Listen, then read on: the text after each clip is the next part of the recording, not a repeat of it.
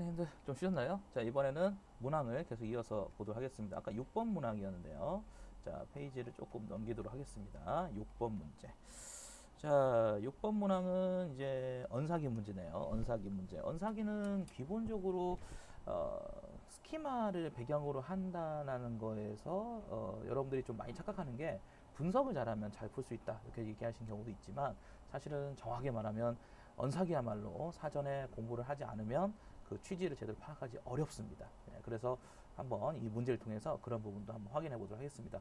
자, 이제 이게 비판적 읽기 수업이라고 나와 있네요. 비판적 읽기 수업이라고요.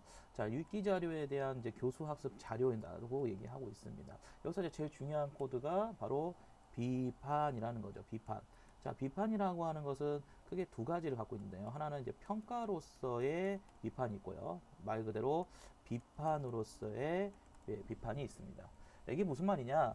자, 이걸 좀 이쪽 갖고 오면 평가라고 하는 것을 놓고 얘기했을 때 기본적으로 이제 보면 신뢰성과 그 다음에 타당성, 그리고 공정성 요 세 가지를 바탕으로 해서 평가를 하고요. 그 다음에 이제 비판이라고 하는 것은 뭐냐면 다른 관점, 그러니까 관점이 다른 관점을 가지고 있는 독자에게 또는 상호 텍스트로 토론이라든지 또는 이제 다른 텍스트, 다른 상호 텍스트. 이때 상호 텍스트는 기반적으로 상이한 관점에 상이한 관점을 가지고 있는 이러한 텍스트를 읽게 함으로써 사실상 이제 고등사고로서의 신장, 이렇게 고등사고로서의 신장을 가져오는데 목적을 두고 있습니다. 자, 그래서 이 부분을 가지고 바탕으로 해서 이 문제를 좀 풀으셔야 됩니다.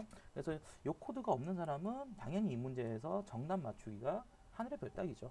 그래서 코드가 없는 사람은 사실 접근하기가 힘든데, 자, 또 교수님이 또 문제를 내신 걸 또 코드를 보면 재밌는 게 비판적인 읽기의 준거를 쓰고 각 준거에 대해 설명하라고 그랬어요. 그래서 사실은 이제 이 문제는 뭐 두 번째 조건만 사실 풀려고 하면은 뭐볼 필요도 없습니다. 지문 볼 필요도 없는 게 뭐 뻔하잖아요. 사실 준거라고 하는 건 세 가지밖에 없는데 그 세 가지 중에서 물론 이제 여기서 중요하게 다가가는 것 중에 하나가 표현에 대한 부분도 코드가 있습니다. 표현도 있어요. 표현의 효과 또는 효율 뭐 이런 효과성, 적절성, 죄송합니다. 적절성에 중심에 두고 있는 적절성, 효과가 표현이 적절했는가, 자, 이런 것들에 대한 요소도 있지만 이 문제에서는 사실 그런 요소를 이제 물어보진 않았습니다. 그래서 뭐 결론부터 말씀드리면 이제 획일화되는 표준화 설명한 것은 적절한 의문이 든다. 자, 우리 주변만 보더라도 보편성과 다양성을 존재한다. 그렇다면 현대화에서 이런 두 가지로만 설명하는 것은 너무 편협한 거 아닌가? 이렇게 이제 물어보고 있어요. 즉 비판을 했다는 거죠. 비판적인 어떤 요소를 가지고 있는 부분입니다. 그래서 좀 상대방이 주장을 든 것에 대한 문제를 좀 제기하고 있고요. 자, 글쓴이는 인문학에 대해서 긍정적인 시각을 갖고 있는 것을 보인다. 그래서 이러한 주장이 반복되는 것을 문제를 해결하기 위한 강조하는 의도라고 이해하기는 하지만 그래도 필자가 너무 한쪽으로만 치우치는 거 아니야? 이렇게 물어보고 있단 말이에요. 그래서 관점의 공정성을 위배하고 있고 근거의 타당성을 위배하고 있다. 이렇게 비판적 준거로 판단하고 있다고 설명하시면 됩니다. 그래서 이미 두 문제는 그냥 자연스럽게 해결됐고요. 이제 문제는 뭐냐면 여기에 들어갈 말을 쓰라는 거였어요. 여기. 그러니까 이게 이제 어렵죠. 요게 이제 사실 재작년에 비하면 문제 코드가 상당히 밸런스가 균형적으로 나왔어요. 그러니까 요게 이제 전문 연구자분들이 이제 출제를 하시면 이런 문항 퀄리티가 나오는데요. 하나는 이제 어떤 여러분들이 상식적으로 알아야 할 언사기에 대한 지식을 물어보고요. 다른 하나는 그것만 외웠으면 의미가 없죠. 수행, 능력을 같이 곁다리로 물어보고 있습니다. 글을 읽어보시면 아시겠지만 글이 전반적으로 봤을 때 인문학을 왜 해야 되는가, 인문학을 왜 우리가 공부해야 되는가, 이런 식의 이제 이야기를 다루고 있습니다. 그래서 인문학이라고 하는 것을 이제 바탕으로 했을 때 어떤 여기 문제 상황이 현대화가 이제 진행이 되면 아무래도 그 속에서 메마름이 있지 않습니까? 그것을 인문학이 해결해 줄 수 있다. 문제는 현대화, 그죠? 문제는 현대화. 그 다음에 해결 방법은 인문학. 이렇게 두 가지로 나누어서 서술 수행부와 조건부를 맞추면 정답이 됩니다. 이거는 제가 미리 안 읽고 그냥 미리 읽고 문제를 그냥 이렇게 해소하는 걸로 하겠습니다. 전체적으로 봤을 때 이제 조직을 물어보는 거죠. 조직. 그래서 글의 조직에서 문제 해결 모형이 어떻게 갖췄는가를 물어보기 때문에 대체적으로 이 부분도 잘 푸셨어요. 공부를 잘해서 이제 푸는 문제가 아니기 때문에요. 우리 선생님들이 뭐 잘 푸셨습니다. 자, 그 다음에 이제 모든 교과서 활동에 보면은 이런 내용이 나오죠. 요게 지금 보시면 요 박스 안에 있는 요 요소를 우리가 전문 용어로 이제 도해 조직자라고 얘기합니다. 자, 도해 조직자 전략이 왜 의미가 있느냐? 도해 조직자 전략은 두 가지 의미가 있어요. 첫 번째는 글의 구조를 파악한다는 거. 근데 글의 구조를 파악한다는 것은 두 가지 의미가 있습니다. 첫 번째가 이제 글의 핵심 내용을 중심 내용을 잘 파악할 수 있다는 것으로도 우리가 이야기를 합니다. 이 두 가지 때문에 나중에 이제 요약하기라고도 해서 요약하기 활동이 이러한 또 독해 기능을 신장시켰나 또 갖고 있는가 이런 걸 확인할 수 있는 평가 요소로도 가져갈 수 있다. 그래서 뭐 상위 평가라고까지 하죠. 상위 기능 평가라고까지 하는데 이렇게 이제 가기도 합니다. 이런 스키마가 다 있어야 됩니다. 그래서 이 스키마가 없으면 아예 문제 접근부터가 되지가 않는 그런 문제죠. 그래서 여기서는 이제 이런 글의 내용을 좀 효과적으로 이해할 수 있다. 이런 식으로 이제 쓰시면 문제 답이 체킹이 됐던 걸로 확인이 됩니다. 자, 그래서 문제 답의 이제 체킹을 효율적으로 이해하고 또 학습 상황을 가져간다면 이 활동을 이제 아이들이 잘 해야 학습자들이 이거를 달성했다고 볼 수가 있겠죠. 그래서 교과서에 보시면 독서 교과서에서는 무조건 활동 1번은 이렇게 구성되어 있습니다. 이게 이제 검정 과정입니다. 그래서 검정이 실제 이루어지는 과정에서도 이런 활동의 위계라든지 활동의 의의가 먼저 전제되지 않으면 교과서가 검정에서 통과하지 못합니다. 그래서 그런 부분을 교수님이 잘 활용해서 지금 출제를 하셨던 문제입니다. 그러니까 작년의 문제는 참 개인적으로 여한이 없어요. 교수님들께서 이런 문제를 앞으로도 계속 좋게 개발을 해주신다고 한다면 좀 좋겠습니다. 솔직히 말씀드리면 재작년 말고요. 재작년 2019학년도는 좀 이런 요소가 거의 없죠. 그러니까 2019학년도에 어떤 출제하셨던 교수님들도 무슨 의의가 있으시겠지만은 결과적으로 출제적으로는 바람직한 출제가 결코 아니었다는 것이 제 생각이고요. 사실은 작년도 같은 경우가 커트라인도 높지 않았고요. 그 다음에 정확도도 높고요. 그 다음에 변별도도 높고, 다시 말하면 그런 요건이 갖춰지면 사실 점수가 낮게 나오신 분들이나 또 높게 형성되신 분들이나 좀 결과적으로 납득을 할 수 있는 그런 시험이 돼야 되는데, 그리고 이제 학습이 좀 전제가 돼야 되는 공부가 돼야 되는데 조금 2019는 그런 요소가 좀 너무 경시된 부분이 있었고요. 이번에는 교수님들께서 그런 부분을 좀 보완을 해서 잘 출제를 하신 것 같습니다. 하여튼 언사기만 놓고 본다면 전년도에 대비하면 상당히 문제를 잘 만드셨어요. 자, 그 다음에 이제 다른 문제를 또 가보도록 할까요? 자, 이번 문제는 이제 쓰기 문제인데요. 요거는 사실은 이건 출제자입니다. 자, 요거 밑에 얘기하면, 자, 우리가 이제 사실은 작년도의 출제자가 이제 장문 쪽 출제자, 장문 쪽 출제자하고 독서 쪽 출제자, 이제 독서 영역 출제자가 이제 두 분이 들어가셔서 출제를 하고 오셨는데요. 물론 이제 학부에서는 다 하시죠. 장문도 하시고 독서도 하시고 화법도 하시지만은 연구자로서 색깔은 이제 장문과 독서인데 이 두 분이 서로 논문에서 서로 인용할 정도로 소통을 좀 연구를 사전에 하셨던 것 같아요. 그래서 한 분은 이제 전통적으로 오랫동안 이쪽 학문에 대한 정평 나 있는 분이고, 또 한 분은 또 교사 출신으로서 최근에 와서 이제 이런 연구를 통해서 교수 임용이 되셨던 교수님입니다. 그러다 보니까 두 분이 이제 소통하는 과정에서 가장 중시했던 게 뭐냐면 독자 인식이에요. 독자 인식. 자, 독자 인식. 이게 무슨 말인가 싶겠지만은 쓰기 교육에서 무엇보다 중요한 게 독자 인식. 특히 이제 한 분은 공저자라는 말을 쓰면서 독자가 거의 저자와 동일한 위치를 차지하고 있다. 그러니까 작문 교육에서 쓰기를 할 때 이 독자가 실제 독자라고 하죠. real reader. 그래서 실제적인 독자의 어떤 그 요소를 꼭 인식을 해야 된다. 그래서 이 공저자의 개념까지도 얘기하시는 이제 교수님이신데, 이 독자 인식을 굉장히 강조하십니다. 장문에서 독자 인식은 크게 두 가지가 있는데요. 첫 번째가 정의적인 게 있고요. 두 번째가 인지적인 게 있습니다. 정의적인 게 있고 인지적인 게 있는데요. 이거 좀 지울게요. 정의적인 게 있고 인지적인 게 있는데, 정의적인 것과 인지적인 것에서 특히 정의적인 것은 이제 흥미, 관심사, 그죠?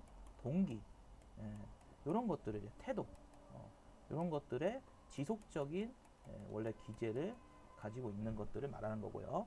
반면에 인지는 이제 수준, 독서의 능력 수준, 리딩 어빌리티라고 하죠. 리딩 어빌리티한 수준, 또는 이제 지식, 사전에 갖고 있는 독서와 관련된 지식 또는 이제 전략, 이런 것들이 능력 기반적인 어떤 요소를 갖고 있는 것을 말합니다. 그러니까 만약에 이 문제를 이제 푸시려면은 딱 요 코드를 갖고 계셨어야 돼요, 사실은. 그래서 요 두 가지 코드를 가지고 문제를 풀면은 큰 무리 없이 접근할 수가 있고요. 물론 이제 사회적 구성주의자들은 여기다 하나 더 플러스 시키는 게 이제 그 가정, 뭐 직업, 지역, 성별, 연령 이런 것들을 이제 문식성 이렇게 해서 실질적으로 가정 문식성, 연령 문식성, 직업 문식성 이렇게 기본적으로 문식성이라는 용어를 써서 사회 문화적 맥락을 더 추가합니다.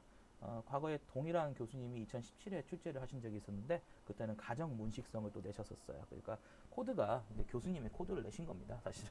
그래서 작년에 제가 이제 논의를 바탕으로 해서 선생님들한테 좀 그 마지막 시험 보기 3일 전에 좀 그런 부분을 알려드렸던 기억이 나는데 결과적으로 그 요소가 가장 잘 적용된 그런 문제라고 보시면 되겠습니다. 여기 좀 보면 문제에서 요구하는 요소가 나와요. 분석 결과인데 그래서 독자가 내 글에서 기대하는 바가 무엇인가. 그 다음에 두 번째는 태도인데요. 독자는 주제에 대해서 어떤 포지션, 입장을 갖고 있는가. 요 요소를 이제 갖고 얘기를 하고 있습니다. 그래서 이제 분석을 기반을 하고 있는 어떤 그런 문제라고 보실 수 있고요. 브레인스토밍, 내용 생성 전략이죠. 브레인스토밍 전략이라고 이제 얘기할 수 있겠죠. 자, 전략이 요소가 되어 있고요. 그 다음에 생성한 내용에서 내용 조직 전략에 뭐 여기서는 이제 보통 일반적으로 뭐 개요라든지 뭐 이런 것들이 보통 일반적으로 많이 나오죠. 그래서 얘는 전략이 아예 노출이 되어 있고요. 그죠? 전략이 아예 노출되어 있고요. 얘는 전략을 노출시키지 않았어요.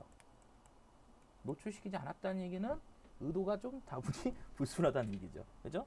한번 볼까요, 문제를 보시면, 조직을 하는데 쓸만한 세 가지 서술을 하라 이렇게 나와 있어요. 그러니까 개요는 무조건 들어가야 될 것 같고요. 그죠? 개요 작성 들어가야 될 것 같고, 뭐 글의 구조도도 들어갈 수 있어요. 글의 구조도도 들어갈 수 있고, 뭐 도해 조치자도 들어갈 수 있죠. 도해 조치자도 들어갈 수 있고요. 왜냐하면 조직이니까요.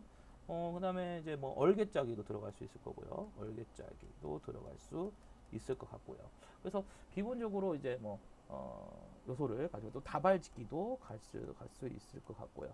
기본적으로 이제 이론서에서 그러니까 장문 교육론 같은 서적에서는 여기서도 개요 작성 요거 하나, 그 다음에 다발짓기 이렇게 두 개를 얘기를 합니다. 일반적 조직의 전략에서는요. 그래서 나머지는 기타 등등 안에 들어가니까 그 중에 세 개를 쓰라고 했으니까 그 중에 하나만 더 쓰면 정답으로 인정을 해줬다고 합니다. 자, 그 다음에 두 번째는 이제 뭐냐면 그걸 바탕으로 이제 표현을 하는 초고죠. 초고를 완성하는 전형적인 이렇게 쭉 보면 전형적인 인지주의에 기반을 두고 있는 인지주의 어떤 이론에 장문 이론에 기반을 두고 있는 그런 구성을 갖고 있는 학습 활동을 만드셨어요, 교수님께서요. 그래서 확실히 다릅니다. 교수님이 전문 연구자일 분이 달라요. 자, 그러나 학습 활동 4의 경우에는 학생들이 활동을 수행하는 데 있어서 구체적인 안내가 필요한 것으로 보입니다. 그래서 책임 이행. 여기서 보면 이게 책임 이행이란 말이 나왔거든요. 책임 이행 원리를 따라서 교사가 먼저. 자, 이게 중요한 건데 이 문제가 이때 당시에 오해를 살만했던 게 뭐냐면 요거를 포커스로 하는 내적 원리를 갖고 있는 사실은 교수 모형이 뭐냐? 무슨 말이죠? 교수 모형이 뭐냐 한다면 이거 현실 교수 모형입니다. 현실적 교수 모형인데 자, 요것만 봤을 땐 말이죠. 그런데 자세히 읽어보면은 교사가 먼저 내용을 조직해줘서 설명을 해줍니다. 자, 그 다음에 시범을 보이고요. 그 다음에 이 전략에 적용할 수 있도록 해줍니다. 그 다음에 마지막에는 이걸 해야겠다라고 이제 내용을 조직해서 해야겠다고 해서 이제 적용하고 이제 강화가 이루어지겠죠. 자, 이렇게 설명, 그리고 시범, 그다음 질문, 그 적용. 자, 이런 단계로 나아간다. 이 교육개발원에서도 얘기 한다. 이게 지금 좀 문제가 오해를 살 여지가 있는데 사실 현실 교수 모형이라는 말을 딱 구성해놓고 보니까 이것만 놓고 보면은 이거는 또 직접 교수법입니다. 그러니까 과거에 전통적으로 봤을 때는 인지적 도제를 강조하다 보니까 학습자 안내 활동에서 학습자로 책임 이양을 해야 된다. 박수찬 선생님께서 말하는 책임 이양 모델. 그럼 현실 교수무용입니다. 예. 근데 책임 이양 모델만 놓고 보면 현실 교수무용인데 절차와 단계를 놓고 보는 직책교수법이에요. 물론 직책교수법이 뭐 원리로서 내적 원리로서 책임 이양도 이루어질 수 있다라고 얘기할 수 있겠지만 사실은 직접교수법에 대해서 책임 이양을 강조하고 나온 게 현실 교수무용 아닙니까? 그러니까 이 문제를 이제 기반을 두고 사실 제가 이제 뭐 어떤 뭐 교수님들은 뭐 이게 어떻게 이런 것도 모를 수 있냐 직책교수법이지라고 했다고 하는데 사실은 오해할 만한 소지가 있습니다. 그래서 제가 알기로는 두 개 모두 맞다고 해준 걸로 이야기를 했던 걸로 알고 있습니다. 그래서 사실은 여기서는 이제 하나를 고르라고 하면은 문제 요소가 다분합니다. 그래서 두 개를 모두 인정을 해주는 걸로 무마를 하는 것이 바람직했었다는 생각이 듭니다. 그래서 실제 시험에서도 제 생각엔 두 가지가 변별이 없었던 것 같습니다. 자, 이렇게 이제 조건이 사실은 두 개가 끝났어요. 왜냐하면 요거 하나 제시했죠. 이렇게 해서 제시했고 해결했고 그 다음에 요것도 방금 전에 여기 밑에 있는 거 그렇죠? 요걸로 해결을 보았습니다. 자, 그렇다면은 이제 마지막 해결해야 할 게 뭐냐? 마지막 해결해야 될 것은 바로 독자 분석표에 대한 추가해야 될 요소. 그러니까 학습활동 2에서 학습활동 2라는 건 이걸 말하는 거죠. 이걸 말하는 건데 추가해야 될 요소를 이제 항목 두 가지를 각각 해당하는 분석 요소를 하나씩 세세하라. 그러니까 요구도 있고 태도도 있는데 조금 더 추가해야 될 게 뭘까? 요거는 그냥 바로 이제 다이렉트로 갈게요. 이제 주로 보면 여기 요구와 태도 있는데 이게 정의죠. 정의에 대한 것이고 그 다음에 얘도 이제 보면 요구에 독자에 대한 이제 인식은 했어요. 독자가 나에 대해서 어떻게 읽을 것인가 이제 얘기했는데 사실은 여기서 제가 아까 여기 빠져 있는 걸 얘기해 볼까요? 여기 빠져 있는 걸 이제 얘기해야 될 것 같은데 여기 빠져 있는 거 보면 요것이 빠져 있어요. 보시면 아시겠지만 요게 누락돼 있습니다. 그러니까 요건 스키마 문제예요. 스키마 문제. 요거는 공부를 안 하신 분은 지었어도 대단하신 거지만 공부를 하신 분들은 껌이죠. 껌. 그래서 이거는 스키마 문제였고요. 그 다음에 여기서는 이제 태도에 대한 부분이 있으니까 요거 중에 이제 하나를 골라서 쓰면 되겠죠. 그래서 요거 하나 쓰고 요거 하나 쓰고 그렇게 쓰면은 기본적으로 여기는 무난하게 해결할 수 있었던 부분입니다. 작년에 연말에 이거를 이제 굉장히 강조해 드렸었는데 그럼에도 불구하고 이제 우리 선생님들이 이걸 좀 헷갈려 하셨던 분들이 좀 계셨던 것 같아요. 조금 속이 쓰립니다. 어떤 부분 접근시켰는데도 불구하고 그것이 이제 맞춘 사람은 다행인데 조금 더 많은 사람들이 제 강의를 통해서 이런 문제를 조금 더 잘 접근해서 정확도를 좀 높였으면 좋겠는데 그런 부분은 앞으로 제가 고민을 많이 해야 할 문제인 것 같습니다. 단순히 안내를 한다고 해서 무조건 잘 풀게 되는 건 아니니까 말이죠. 그래서 그런 연습을 좀 많이 하려고 하고요. 자, 이게 이제 상대적으로 우리 선생님들이 되게 어려워했던 문제인데요. 이 문제는 한번 이제 살펴보는 걸로 합시다.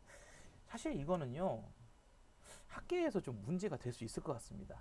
그래서 교수님께서 출제를 하시는 의도는 충분히 이해가 되고 남지만 예전에도 한번 이제 의탈락 의첨가를 가지고 냈을 때 그게 이제 학계에서 좀 논의가 되는 것을 내셨는데 뭐 좋은 말로 말하면 탐구지만 좀 나쁘게 말하면 교수님이 자기 걸 내버리셨어요. 그러니까 자기 걸 낸다는 게 뭐가 문제냐? 아까 자기 거 안 냈냐? 근데 언사기는 큰 문제가 되지 않아요. 왜냐면 언사기는 학자분들이 얼마 안 계시고 그 학자분들이 만들어내는 게 곧 이제 내용 지식으로서의 타당성이 높아지기 때문에 학자들이 얼마 계시지 않는 언사기 같은 경우는 큰 문제 되지 않은데 문법은 완전히 다른 관점에서 얘기하시는 분들이 계세요. 완전 서로 다른 관점에서 말이죠. 이 문제가 좀 그런 부분에서 부딪힐 만한 요소가 있습니다. 그래서 무난하게 그냥 넘어갔다는 것이 좀 신선한데요. 한번 보도록 합시다. 자, 여기 보시면 어간의 교체에 대해서 설명을 하려고 하는데 두 가지를 이제 교체 양상을 설명해 보래요. 그럼 여기 보면은 일에서 이제 놓고 보면 말이죠. 자, 일에서 놓고 본다면 여기 이제 즐겁고가 있고 즐겁더니가 나옵니다. 그리고 즐거워가 보이고 즐거우니. 자, 이게 이제 중세에 15세기에 벌어지고 있는 일인데요. 15세기는 주로 이제 이 순경은 비읍이 있었습니다. 자, 순경은 비읍이 비읍과는 대립될 수 있었다는 거죠. 물론 얘는 연서라고 해서 사실은 정확히 말하면 음소라고 보기보다는 실제 발음되는 양상을 얘기하는 거죠. 그래서 음소 체계 안에서는 다뤄지지 않습니다. 그래서 음소 체계는 없어요. 이런 표기가 없단 말이에요. 얘는 실질적으로 이렇게 어떤 소리값에 좀 첨가가 됐을 때 이 밑에다가 이렇게 점을 찍어서 소리의 변화를 얘기하는 그런 이제 문제지 사실은 이런 단어가 아닙니다. 음소가 없었단 말이에요. 체계에서 이제 실제 발음이 있었겠죠. 실제 발음으로 존재했었겠죠. 얘는 이제 음소 체계 안에 있습니다. 자, 그러다 보니까 이제 결과적으로 얘를 이제 어떻게 설명하냐면 이제 일반적으로 설명할 때는 비읍이 모음의 사이나 모음의 앞에 오면 얘가 유성성 갖고 있지 않습니까? 이 유성성 갖고 있으니까 이 유성성에 의해서 얘가 뭔가 소리의 변화가 일어났다. 그 소리의 변화값을 일어났다고 보고 여기에서 순경은 비읍이라고 얘기를 합니다. 예, 그래서 여기 같은 경우는 어떻게 보통 해석을 하냐면 여기가 원래는 비읍인데 모음의 앞에 왔을 때 얘가 순경은 비읍이 돼서 유성성이 더했다. 이렇게 설명하는 게 한 가지가 있고요. 반면에 이제 어떤 학자들은 이렇게 설명하지 않습니다. 이거 지웠다 할게요. 반면에 이제 일부 이제 출제자겠죠. 출제자의 어떤 설명을 놓고 얘기한다면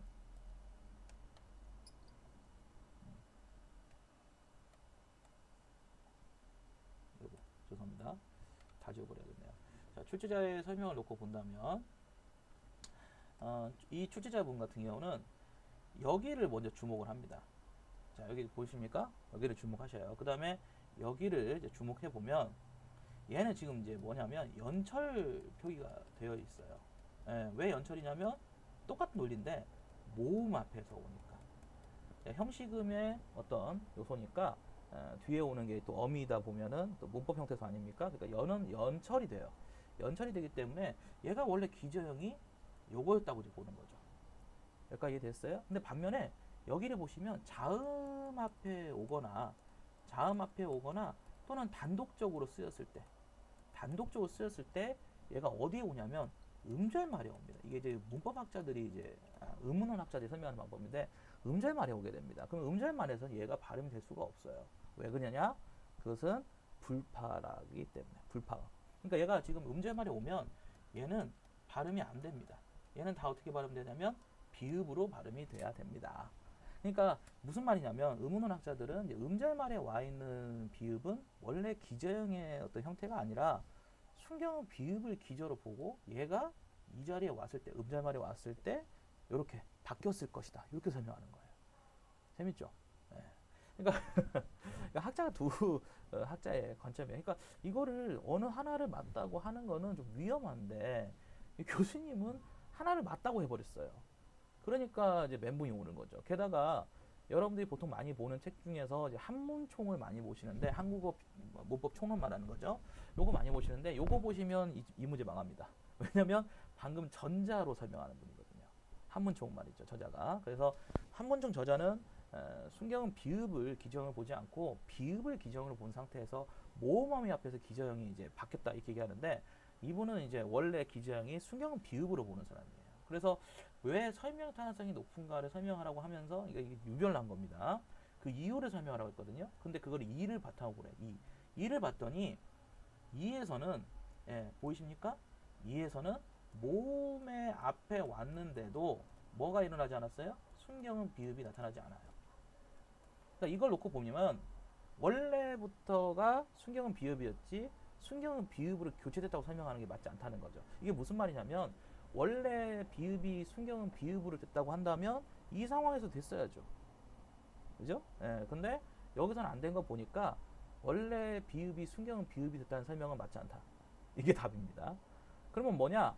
순경은 비읍이 음절 말에 왔을 때는 비읍이 되는 거고 반면에 이제 그것이 연철됐을 때는 이제 순경은 비읍이 보잉이 아니라 그냥 그것이 그대로 연철되면은 나타난다. 뭐 이렇게 표현하는 거거든요. 그래서 물론 이제 설명을 조금 더 디테일하게 하라는 건 아니었어요. 이 문제를 간단하게 얘기하면 그냥 모음 앞에서 순경은 비읍이 됐다는 설과 그 다음에 비읍이 순경은 비읍이 됐다는 설과 그냥 원래 순경은 비읍이 있는데 비읍으로 뭐 발음됐다 이렇게 얘기하는 것이 두 가지를 얘기하는데 왜 설명 타당성이 높냐? 그것은 2에서 보면은 모음 앞에서도 순경은 비읍이 안 나타나는 거 보면은 순경은 비읍이 됐다는 설명은 맞지 않다 이렇게 얘기하라는 거거든요. 그래서 요 요소를 갖춰서 설명하면 되는 건데 뭐 글쎄요. 제가 봤을 때 이거를 이제 맞추신 분들은 있어요.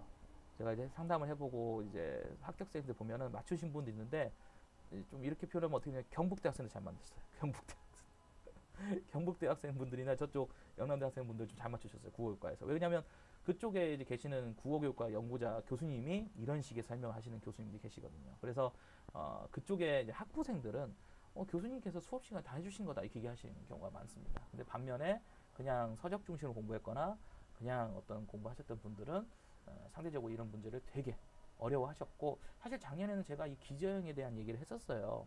강의 시간에 기저형에 대한 얘기를 했었는데 그때도 사실 제가 컴플레인이 좀 많이 받았습니다. 뭐 쓸데없이 어렵게 가르친다, 뭐 아니면 이상한 걸 가르친다 이런 얘기를 좀 들어서 좀 속이 많이 상했던 시간이었는데, 올해 출제 문제를 보면은 이제 그런 요소들이 얼마나 중요한가를 다시 한번 입증을 해줘서, 저 개인적으로는 이게 누가 알아주든 알아주지 않든 간에 저 개인적으로는 제가 하는 방식이 옳았다라는 이제 신념을 다시 한번 재확인시켜주는 그런 문제라고 보시겠습니다. 아이러니하게도 좀 교수님이 좀 이렇게 틀어서 뭔가를 이제 복잡하게 되면 오히려 제가 이제 문법 쪽에서 조금 승기를 잡는, 예, 그래서 그런 부분이 좀 보이는 문제입니다.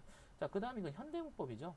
이건 현대문법인데 이거는 뭐 고등학교 때부터 가르친 내용이잖아요, 그죠? 그래서 이런 얘기를 가지고 하시는 분들이 많이 계시는데, 뭐 적중했다 이런 말 하시는 분이 계시는데 조금 그런 거는 말 안 하는 게 나을 것 같습니다. 선생님들 속상하실 것 같아요. 아니, 두 번째 조건에서 점수가 나가겠어요? 첫 번째 조건에 점수가 나가겠어요? 상대적으로. 이런 걸 해줘야죠. 이런 걸 해줘야지. 이건 뭐냐면 순경어 비읍이 변천되면 이것도 틀려요. 엄밀히 말하면 이거 반모음해야 돼요. 의문문학자의 입장에서 본다면 반모음이 되죠. 그래서 여기 보시면 즐겁더니, 즐겁네, 즐거워, 즐거우며 이렇게 나와 있는데, 여기 같은 경우는 이제 지금 보면 얘가 우가 됐고 얘도 우가 됐다고 이제 볼 수 있겠지 않습니까? 그죠? 그런데 재밌는 게 뭐냐면 여기 우는 반모음 우예요. 정확히 얘기하면. 그래서 반모음 우이기 때문에 실제로 이제 요즘에는 반모음으로 설명하는 경우도 많이 있습니다. 그리고 뭐 탈락되기도 하고 없어지기도 하고, 뭐 심지어 이제 뭐 2로 교체되기도 했다, 이런 식으로 이제 현대국어에서의 변천 과정을 얘기하는 거는 너무 이제 뭐 기본이죠, 사실은. 그래서 요거를 맞추신 분은 많이 계시는데 정작 요거를 많이 틀려가지고 변별이 많이 생겼어요. 우리 목표는 상대평가에서 변별이지 않습니까? 상위로 올라가기 위한 변별. 남들이 다 맞추는 것을 강조하는 게 중요한 게 아니고, 남들이 다 맞출 때 그건 당연히 맞춰야 되고, 남들이 틀리거나 다루지 않았던 것을 이제 저와 함께 해서 해결을 해야지 진짜 백이 이제 승전을 할 수 있는 그런 코드가 되는 건데요. 좀 강의를 하는 입장에서 많이 안타까울 때가 있습니다. 네. 자, 그렇게 해서 넘어가는 걸로 하겠습니다. 자, 이번에는 이제 문제를, 또 다른 문제를 한번 살펴보도록 할까요? 이제 9번 문제를 보도록 하겠습니다. 9번 문제. 이것도 상당히 재밌는데요. 조건을 먼저 보시면 좋을 것 같아요. 조건 한번 볼까요? 조건을 보면 이제 대립적인 관계, 이제 기억의 대립적 관계가 나와 있는데요. 여기 공간이죠. 아마 이제 제 수업 들으신 분들은 너무나 잘 아는 내용인데, 공간 대립을 갖고 있는 것을 이제 강호가도라고 합니다. 강호가도요. 그래서 강호가도에서 줄 드러나는 문학적 특징입니다. 그래서 얘는 뭐 간단하죠. 저도 실질적으로 이제 뭐 제가 모의고사도 개발했었는데요. 요 모두가 다 속세에 해당되는 시어이기 때문에 다 해당될 수 있습니다. 그래서 이제 뭐 탈속적인 세계관이 드러나지 않습니까? 그래서 탈속적인 세계관이 잘 드러나는 4대 문학을 교수님이 출제를 하셨습니다. 그래서 자연과 인간의 속세와 그 다음에 탈속, 그죠? 탈속과의 대립이 자연과 그런 공간 대립을 통해서 잘 드러나고 있다. 이렇게 이제 얘기를 하고 있습니다. 예. 자, 그 다음에 이제 이건 뭐 그렇게 해서 대부분 잘 맞추신 것 같고요. 문제는 이제 이거죠. 지금 문제는 교수님이 상당히 또 재밌게 내신 게 요겁니다. 자, 작가의 공감적 비판적 수용. 요거는 수용과 생산이라는 교육 과정을 갖고 내신 거죠. 수용과 생산의 교육 과정의 성취 기준을 바탕으로 해서 출제를 하셨습니다. 특히 이제 사대부 문학과는 하나의 이제 중요한 문제가 뭐냐면, 일반적인 서민 문학과 좀 다릅니다. 서민이라고 하면 또 그런데 어떤 가객, 이런 문학들과 좀 차이가 있습니다. 이들은 주로 이제 상용어가 한자어예요. 한자어. 그리고 이들이 뭘 하냐면 용사를 잘합니다. 용사가 뭐냐? 옛부터 전해 내려오는 어떤 고사, 또는 고문, 명문, 이런 것들을 갖다가 이제 차용해서 씁니다. 그러면 이게 하나의 이제 무엇의 역할을 보냐면 자신의 어떤 문학적 재능을 과시하는 예, 이런 요소를 갖고 있었어요. 그래서 문학적 재능을 과시한다고 이제 보기 때문에 사대본 문학에서 이게 굉장히 잘 드러납니다. 그래서 이 한자 공부가 매우 중요한 곳이 어디냐면 사실은 사대본 문학입니다. 이쪽에서는 거의 의미가 없고 여기는 순 우리말의 어떤 표현에 대한 얘기를 하는 곳이고요. 근데 문제는 이제 이게 기존의 어떤 전통적인 학자들이 많이 강조했었는데 최근에는 왔을 때 이제 출제하는 지금 몇몇 학자분들이 이걸 엄청 좋아하십니다. 이것도 지금 사실은 교수님의 어떤 그런 개인적인 선호도가 아주 강하게 개입된 문제라고 보시면 되겠습니다. 그래서 여기서 공감되는 부분과 이제 비판되는 부분을 찾아야 되는데 읽어보면은 고시 그 채집해 이게 전거수사라고 하거든요. 이걸 이제 용사 또는 전거수사법 전거수사라고 해서 채집하여 가락을 이제 붙인 건데 이를 이제 강바람과 해우가 치아의 뺨 사이에 생겨나고 산화물에서 흘려서 농암 이연보 선생님이 이런 걸 좋아했는데 퇴계 이황 선생님도 이런 걸 좋아했다. 그러니까 기본적으로 사대부들의 어떤 문학에서 드러나는 공통적인 특징을 지금 물어본 거거든요. 그게 이제 요겁니다. 창조오도. 자, 이 창조오도란 뜻은요 한자를 가지고는 선생님들이 해석이 안 됩니다. 왜냐하면 이게 전거수사거든요. 그래서 이거는 대부분이 다 틀렸는데 맞추신 분들은 좀 센스 있으신 게 요거에 포커스를 두고 생각하기 때문에 맞출 수 있었던 거죠. 이거는 한자어를 해석을 해가지고 한자어를 현대어 풀이를 했다고 해서 맞추는 그런 문제가 아닙니다. 이거는 신선들이 사는 곳, 다시 말하면 사대부들에게서 일상적으로 그 회자되고 있었던 하나의 어떤 고정 관념을 이제 보여주는 용어입니다. 이걸 전거수사법이라고 합니다. 관동백에서 굉장히 많이 나오죠. 뭐 호의헌상 뭐 이런 말 나오고요. 그래서 누황이란 말도 마찬가지입니다. 누황도 사실은 뭐 누황사 이러지만은 사실은 그건 박일로가 지어낸 게 아니고요. 공자가 얘기한 거죠. 그래서 실질적으로 이런 사대부들은 뭐 공자 말씀, 맹자 말씀 굉장히 중시하지 않습니까? 그래서 그런 것들이 오랫동안 이연보에서부터 윤순도기까지 이어져 왔는데 이런 사대부들이 앞에 있었던 작품들의 세계관에서 그런 부분을 수용했다는 질문을 이분은 이제 공감이라는 테두리 안에서 끝내려고 했던 것 같고요. 그래서 이게 답이고요.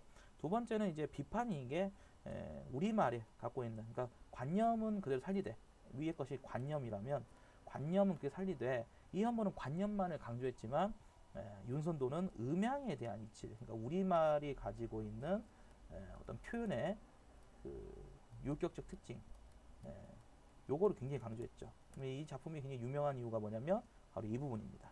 지국총 어사와 이게 이제 의성어거든요. 노를 젓는 소리에 대한 의성어인데 사실 특별한 의미는 없지만 중간에 이런 게 들어가서 음악적인 어떤 여음구라고도 하는데 음악적인 어떤 그런 향상을 갖고 왔죠. 근데 이제 제가 조금 아쉬운 게 뭐냐면 일부 선생님들께서 이 배 뛰어라 배매라 이것도 이제 흔히 이런 식을 쓰신 분들은 제가 좀 가슴이 쓰린 게 뭐냐면 이런 식으로 공부하는 사람들이 좀 여음구다 후렴구다 이렇게 이제 무슨 어떤 서적을 중심으로 공부해가지고 마치 어부사리사에서 여음구 후렴구 그러니까 요 용어부터가 일치하지 않아가지고 막 저한테 물어봐요. 이거 학자분들이 말하는데 다 다릅니다. 여음구와 후렴구가 말하는 정의가 다 다른데 지금 뭐 수업 시간 제가 얘기해 드렸으니까 여기서는 얘기 안 하겠지만은 여음구와 후렴구라고 설명하고 얘기하는 사람부터가 이제 이게 달라요. 그런데 이거를 갖다가 이제 어디 뭐 수능 서적이나 이런 데서 보고 오셔가지고 얘를 그냥 여음구, 후렴구를 보니까 위에 나오는 놈도 여음구, 후렴구, 밑에 나오는 놈도 여음구, 후렴구. 그러니까 어차피 두 놈 다, 그러니까 둘 중에 아무거나 하나 써도 되지 않을까라고 하시겠지만 위에 것은 주로 여정, 그러니까 뱃노래가 갖고 있는 여정의 의미를 갖고 있지요. 그러니까 음악적인 어떤 구성만 놓고 본다면 순수하게 의성어로 표현하고 있는 지국종 어사화죠. 이해되셨죠? 그래서 역시나 공부를 좀 더 좀 지엽적으로 이렇게 어떻게 보면 편협하게 공부를 하시면 안 된다는 얘기를 제가 해드리고 있는 겁니다. 자, 그 다음에 이제 11번 문제 보겠습니다. 야, 이 의문론학자가 또 들어가니까 상당히 문제도 아주 재밌게 내십니다. 최소 대립상을 냈었어요. 최소 대립상. 최소 대립상이라는 것은 우리가 이제 기본적으로 음소를 구분하는데 아주 중요한 기준 중에 하나죠. 음소 구분 기준이 여러 개가 있지만 그 중에 하나에 불과합니다. 근데 이 기준에 절대적이지 않다는 거죠. 무조건 최소 대립상이 이루어져야지만 음소냐? 그러지 않은 경우도 있다는 거죠. 무슨 말이냐면 이응과 이게 영국의 음죠. 영국의 이응과 그 다음에 히읗 이 히읗은 후음이죠. 후음 계열의 이 히읗은 좀 문제가 있습니다. 다시 말하면 최소 드랩이 이루어지지 않습니다. 이게 무슨 말이냐?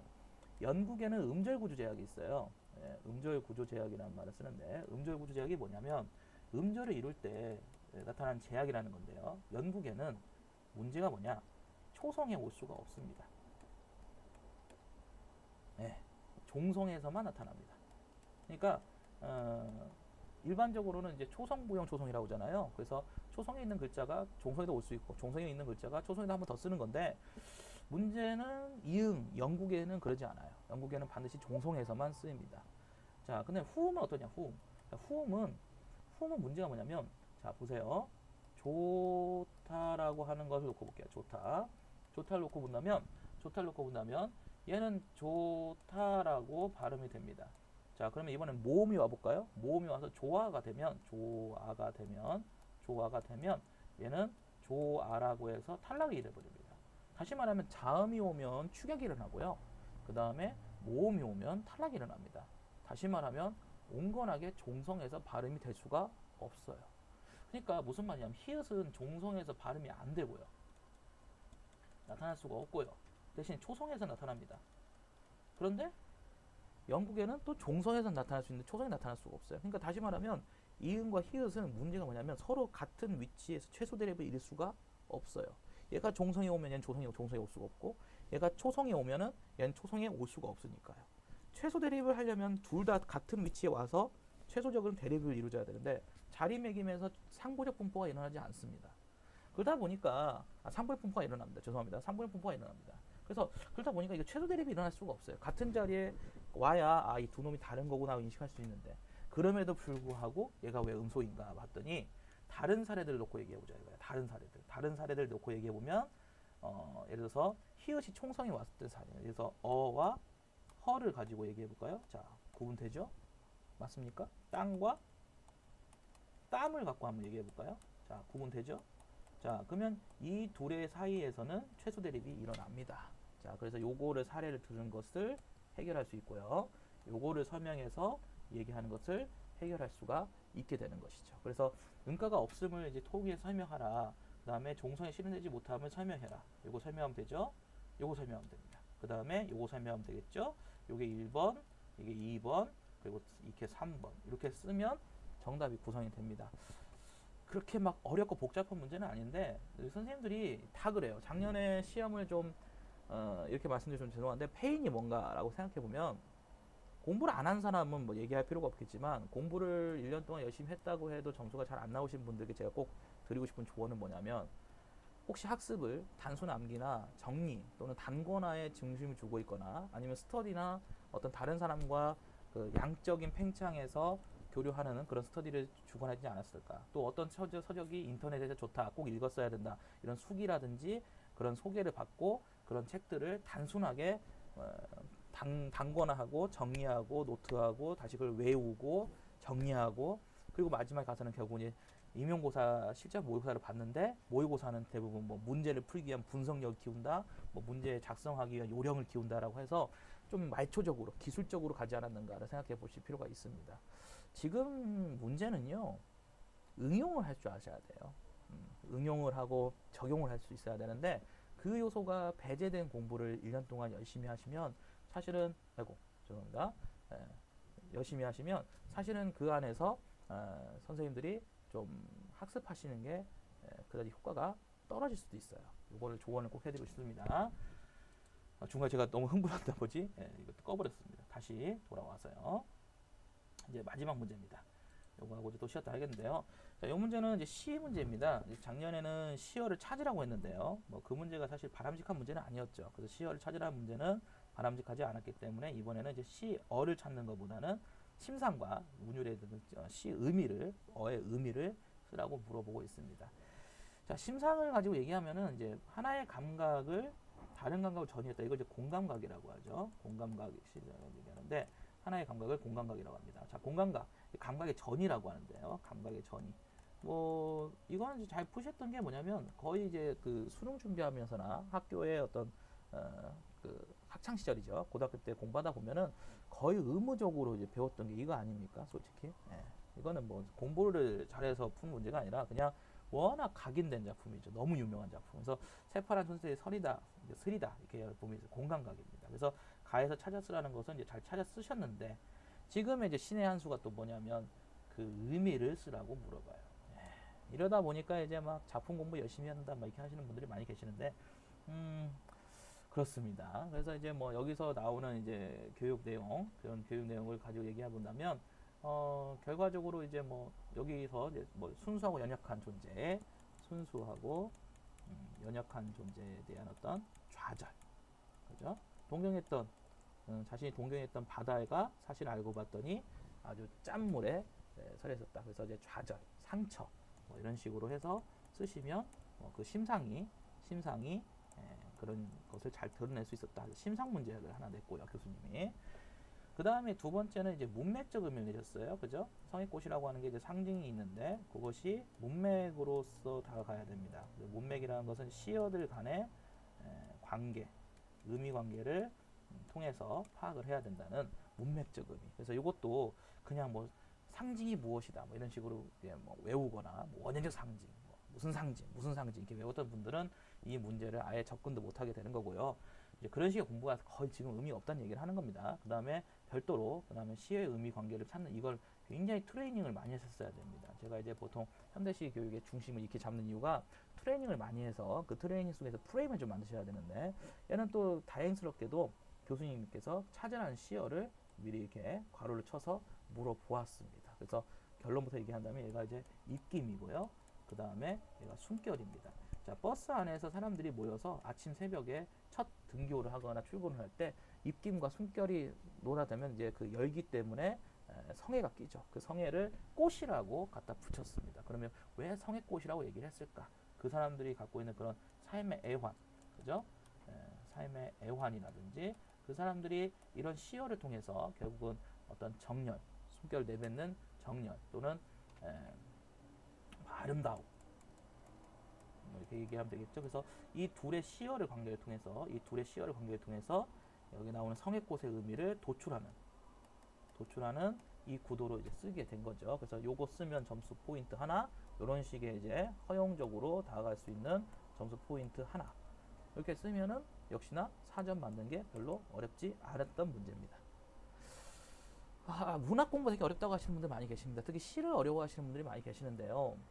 공부 방향이나 그 다음에 그 작품을 이해하고 그걸 도출하는 그런 연습 부재가 혹시 있으신지 아니면 그것을 전년도에 혹시라도 가지고 계셨다면은 올해는 이 부분을 잘 커버하시면 사실은 문학은 오히려 어떻게 보면 여러분들에게 어떤 정답을 미리 사전에 외워서 풀 수 있는 그런 요소는 아니지만 오히려 선생님들의 공부 역량이나 공부의 어떤 양에 비해서 쉽게 말하면 제가 조금 덜 노력하고 좀 덜 뭔가를 열심히 안 했다 하더라도 그 요소가 오히려 선생님들 점수를 좀 커버해주고 선생님들이 좀 시험장에서 대처만 잘하면 또 고득점도 맞을 수 있었던 그런 영역이 될 수 있었던 게 아닐까 이렇게 생각해 봅니다. 그래서 사실 문학을 어렵다고 생각하지 마시고요. 선생님들이 기존의 주의식 교육의 어떤 그 패단에서 오는 그런 시행착오라고 느끼시는 게 맞을 것 같습니다. 정확히 말씀드려서요. 그래서 저도 사실은 이제 강의를 하다 보면 뭔가 주입을 원하시는 것을 잘 아는데도 불구하고 주입을 시킬 수가 없습니다. 그래서 어떤 하나의 시를 내가 해설을 잘 해주고 그걸 분석을 해주고 구조적으로 얘기했다 하더라도 선생님들이 시를 한 수를 딱 보고 그 시를 통해서 시어를 이해하고 심상에 대한 효과를 얘기하고 운율적 효과를 얘기하지 못한다면은 아마 지금 시험에서는 공부의 양, 그러니까 항상 가슴 아픈 게 뭐 13시간씩 공부했다, 15시간씩 공부했다 이런 말씀 많이 하시는데 사실 그런 시간이 중요한 게 아니고요. 좀 더 시험에 적합한 공부를 해 오셔야 된다. 이런 얘기를 해드리고 싶습니다. 앞으로도 이제 이런 부분을 저도 이제 강의에서 많이 강조하고 여러분들께 어떤 프레임을 정해놓고 그거를 해볼 수 있는 연습 시간을 많이 드리겠지만은요. 아까 보신 내면화 모형을 이제 활용해야 되거든요. 그래서 우리 선생님들이 강의를 충분히 듣고 뭔가 그 안에서 내가 어떻게 해야 되는가에 대해 인식을 했으면 그걸 바탕으로 해서 시를 이제 연습해보고 분석해보는 그런 시간을 많이 가지셔야 되겠죠. 근데 어쨌든 간에 단순하게 이제 뭐 시의 이해 감상이라든지 또는 시와 관련된 수능 수적들을 달달달달달달 정리한다든지 아니면 그걸 조금 쉽게 말하면 고등학생들이 보는 책이지 않습니까? 근데 그 고등학생들이 보는 책을 너무 중심으로 잡고 공부하시면 출제자는 교수님인데 자꾸 고등학생들 걸 보면 안 좋겠죠, 당연히. 그죠? 그래서 저자를 확인할 때도 꼭 교수가 있는지 없는지 확인하라고 제가 말씀드린 이유는 아무래도 출제자는 교수님이지 일반 뭐 학원 강사나 교사가 출제를 하지는 않지 않습니까? 그런 부분도 같이 한번 유념해 주셨으면 좋겠습니다. 이런 문제를 좀 틀리시는 분들은 아마도 그런 요소가 좀 문제의 요소로 가지고 있는 기재가 있을 가능성이 굉장히 농후하기 때문에 이렇게 말씀드립니다. 여기까지 해서 우선은 작년도 시험에 2교시 문제죠. 2교시 문제 총 12문제였는데요. 해결을 보았고요. 좀 쉬었다가 이제 이 다음 시간에 해야 될 것은 3교시죠. 3교시는 훨씬 이 성격이 강합니다. 2교시에 비해서 말이죠. 그래서 3교시는 훨씬 더 지식 스키마를 그냥 이입해서 주입식으로 공부해서 풀 수 있는 문제라기보다는 아까부터 강조하는 응용을 잘 하셔야 되고 문제 요소에 대한 어떤 그 조건 포인트를 잘 짚어주셔야 되는데요. 그 얘기를 좀 더 강화하는 그런 시간을 갖도록 하겠습니다. 이렇게 좀 2교시를 마쳐보도록 하겠고요. 전체적으로 제가 지금 설명드리는 것은 사실상 정답에 준하는 설명입니다. 그러니까 선생님들께서 2교시의 문제를 꼼꼼하게 다시 한번 체크해보면서 점수를 못 맞았던 문제들, 또 틀렸던 문제들에 대한 시행착오를 잘 조정하셨으면 좋겠습니다. 셀프 레귤레이션을 잘 하셔서 여러분들이 꼭 다음번에는 이것을 승화시킬 수 있었으면 좋겠습니다. 자, 이것으로 해서 2교시 모두 마치도록 하겠습니다.